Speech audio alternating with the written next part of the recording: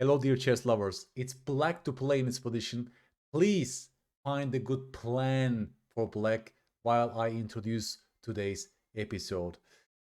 Today I will talk about recurrent mistakes that I've witnessed as a chess coach in those pawn structures. I'm talking about the Slav defense for black and this particular pawn structure with e6 and c6 versus the central pawn on d4 and e3.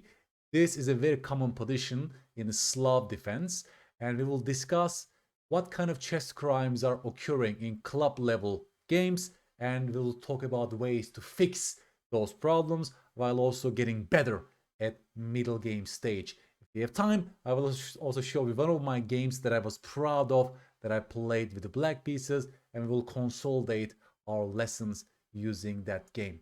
Okay, so black to play, folks. What are you seeing in this position? Let's try to verbalize the situation first. Well, what I'm seeing is that white has a better central control with the pawn on d4. The bishop is not so great. Our bishop on c8 is poor. And we are ideally seeking central counterplay. Also, it will be lovely to activate our bishop in this case, right? So when a position appears like this, obviously you need to look at your pawn breaks to liberate your pieces and challenge white's strong center. And this should give you an idea of a pawn break, right? Congratulations, folks, if you came up with the move e5 or c5 as the major pawn breaks that will challenge the white pawn center and liberate some black pieces, okay? So this is already visible to a master's eye from this position. They've seen these patterns before, so their choices are much more directed to the heart of the position. But an amateur or a club player in this position will go knight b6 with a single hit on the bishop on c4. That's a very aimless move with knight because after the bishop drops back, let's say to b3, this knight is sadly missed in supporting our breaks c5 and e5. Can you see it, folks? Already here, this knight on b6 is a bad piece, and white is getting ready for the push e4, and black will not have chance to equalize. I will come back to this moment of knight d5 where chess crimes happen because people expect the opponent to play checkers, and that's why they go wrong.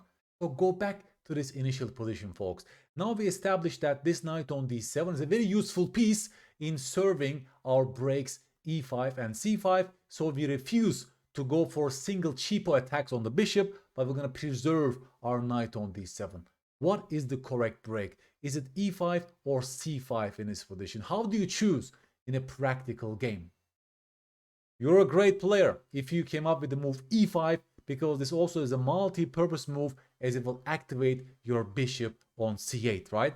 c5 also comes to mind, but c5 doesn't really activate the bishop yet. It will take one more tempo, maybe two more tempo with this, and also it will give some squares to the white pieces perhaps if you go c5 in this position, okay? That's also a reasonable pawn break, by the way. Don't get me wrong. In most Slavs, that's also a good move.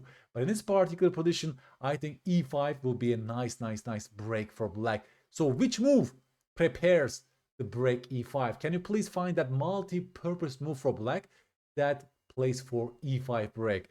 You're a great player, folks, if you found the move queen e7. That's a very nice move, supporting the bishop and preparing the break e5 while also getting ready for the rooks being connected with each other. The same idea is also goes with queen a5, right? That's also a good move because the queen strengthens our break e5, or you might even say c5 in this particular position. Let's say queen e7, white should go e4, of course, because white wants to activate their bishop and create this beautiful pawn center, but our pawn breaks are designed to challenge that beautiful pawn center. That's a very timely pawn break for black, which we were playing for anyways in the initial position. And now after, let's say, takes, black is completely fine in this position. The bishop got active. There is no f4 break because of queen d4 double attack, picking up the bishop on c4, right? We have no worries. This pawn on c6 is very nice because you're limiting and shutting down that knight on c3, right? So we understand that this e5 pawn break was very useful for us to equalize the position completely. So let's say that we have this position on the board and many players, as I mentioned, refuse to go for the pawn break e5 or c5, and they go for the attack on the bishop on b3. This knight b6 move is a very pervasive mistake in such situations because that's a single aimless hit and they have no deeper plan in mind, and this bishop is still crying on c8, by the way.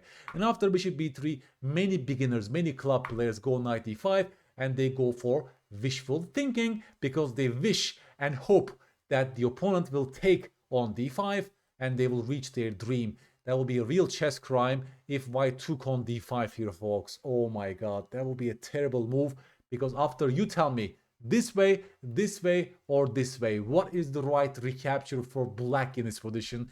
You're a great player if you found the multi-purpose e takes d5, which of course activates the bishop, limits the bishop on b3, but also fights for the center and places a pawn in the center, and also limits the bishop on c1 because there's no more e4. Suddenly black is better. Incredible, folks. Here white has almost a winning advantage.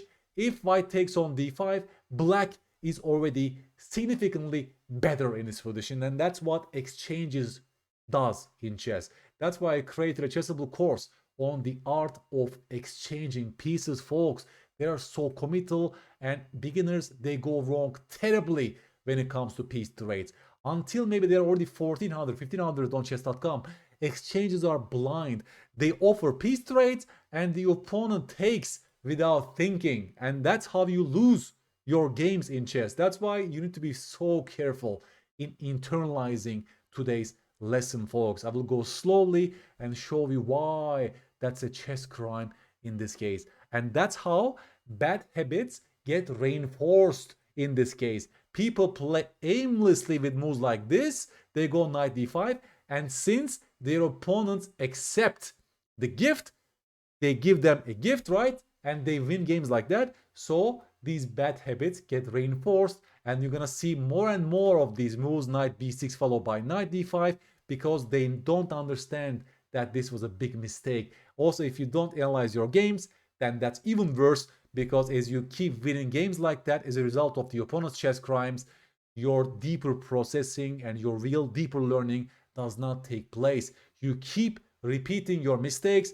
and as you grow stronger, stronger players will crush you if you keep playing chess like that, right? So this was the final function of this video. I wanted to show you how bad habits are getting reinforced in chess and the ways to become objective chess players by asking ourselves those why questions. Of course, after knight d5, you tell me, folks, what is the correct move for white? Yes, you're a great player if you found the move e4, right? White exchanges on its own terms, because this way he's activating the bishop, he's placing those beautiful pawns in the center, the bishop is still crying, black wastes so much tempo moving the knight to d5 only to be chased away again. And if you ever take on c3, voila, after b takes c3, white is completely winning. Can you tell me why, folks? Can you tell me why already here? Bishop d6 will be answered by e5, of course. Black loses. And after bishop a5, you tell me white's next move. Unfortunately, bishop a3 is coming and white is winning material. It's all because of the move b takes c3, which gave the square to the bishop, hits the bishop, and also strengthens the white's pawn center. White is completely crashing positionally, but also tactically in this case because of the move bishop a3. And it's all because black's chess crimes, knight b6 followed by knight d5, which is an extremely common mistake type in club level players. Please be honest with me, folks.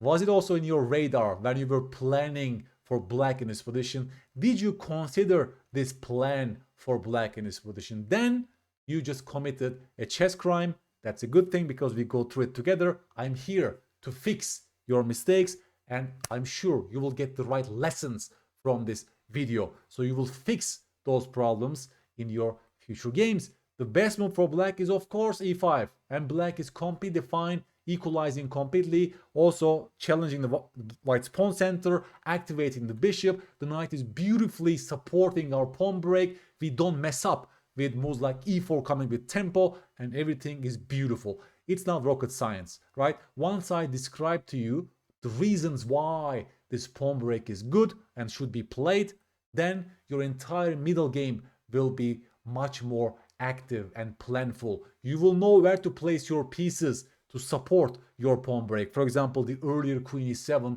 supporting the break. You see, suddenly you stop looking at random moves and there's much more structure to your thinking. That explains chess masters being great in bullet chess, blitz chess, rapid chess. It takes no time for stronger players to find those moves because of their long-term memories containing all these patterns and chunks that they learned before. But again, we need to ask those why questions to consolidate those chunks so you have much more active engagement and deeper processing with the information. So you won't forget about this tomorrow.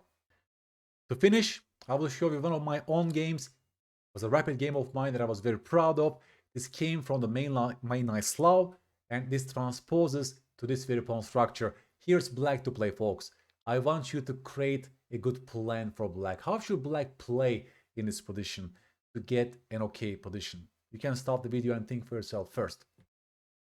You're a great player, folks, if you found the move e5, because this challenges white's pawn center, but also activates the dark square bishop, obviously, right? e6 will be so passive in this case. You don't really challenge that beautiful center, and that's the function of such central pawn breaks in the Slav or Caro-Kann structures, okay? After d5, many Slav players here, they go wrong. Here comes my question. Should we take on d5 or should we wait for white to take on c6? What kind of pawn structure should we play for as black in this position? Would you be happy to get this pawn structure with an isolated pawn on c6? Is it good for white or black in this position? That's a very, very important question for Slav players. You're a great player, folks, if you did not take the pawn on d5, because that will only help the white pieces, the queen, the bishop, the knight even. All of them got very active. You gave away the d5 outpost, and that's pure suffering from this position. Bishop b5 is on the board. You can't even castle short. White has a big advantage as a result of the chess crime. C takes d5. I played, you tell me, bishop c5 in the actual game because I want to challenge that bishop on e3. I want to castle short on the next move, and I want to get an okay position. And of course, he took on c6, and after I recaptured, you see this pawn being so useful for black. That's a great pawn to have because this single pawn is burying that knight on c3. Pawns and pieces, they're always connected. In this case, this pawn is a great pawn for black because it limits the white pieces, right? There's no bishop b5, there's no knight d5, and my knight on c5 is a very good piece. And also I open the b file for my pieces, and black is completely fine in this position. There's no b4 and so on. This knight's excellent on c5. And here you see it's a complete equal endgame, but black has a better chances, I would say, because eventually, right, I will save my bishop on this diagonal, and this knight sucks.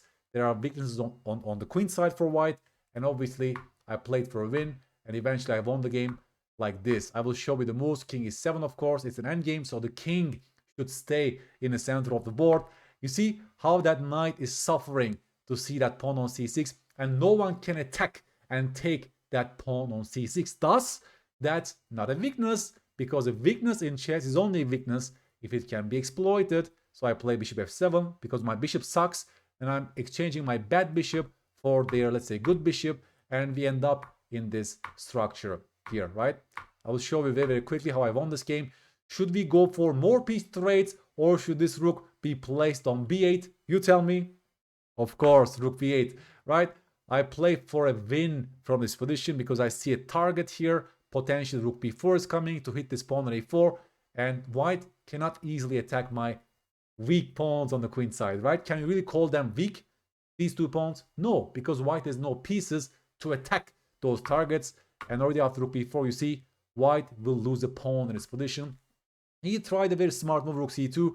Basically, the idea is that this rook will be eyeing the pawn on c6. If I take on a4, of course, I don't take on a4 directly. I defend. I put my king to c7. And now the same tactic no longer works. But I, of course, improve my rook first, just in case, right? And now I can take on a4. there is nothing white can do.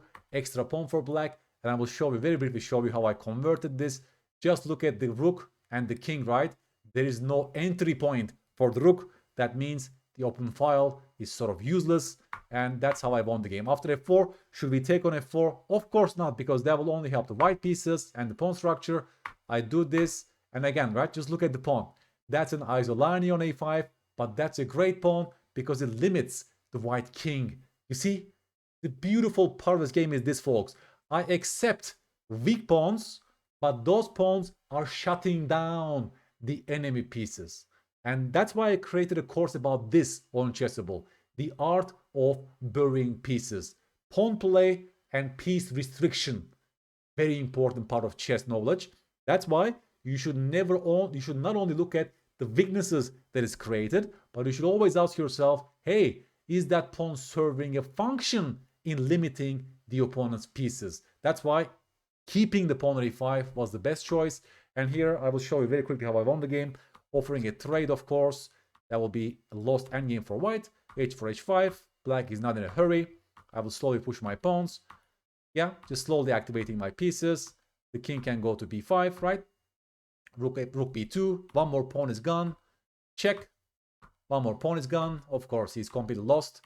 I think he'll resign very, very soon. Yeah, in this position, resign because that pawn is just rolling and no one can stop that pawn. So the key moment of this game was when I refused to capture on d5 and I accepted a weak pawn on c6 because that weak pawn was beautifully limiting the white pieces. And that's the final learning moment from this video, that's the way to go in the Slav. It's always connecting to piece activity. Our pawn breaks and structural considerations is not so important as long as piece activity side is helping us, right? So I hope today's lesson was useful for you guys. We learned how to play for the correct pawn break and how to place our pieces accordingly and how to avoid chess crimes in terms of wishful thinking, of hoping the opponent will trade our knight on d5, for example, and we should always expect the best moves for the opponent. And this way, our bad habits are not reinforced, right? That's why also we should play against stronger players, because they can beat us and they can show us misconceptions in our thinking, right? So you should also accept your losses as such, as long as you analyze your games, as long as you ask the right questions. The future is bright and there is no limit to chess learning. Thank you so much.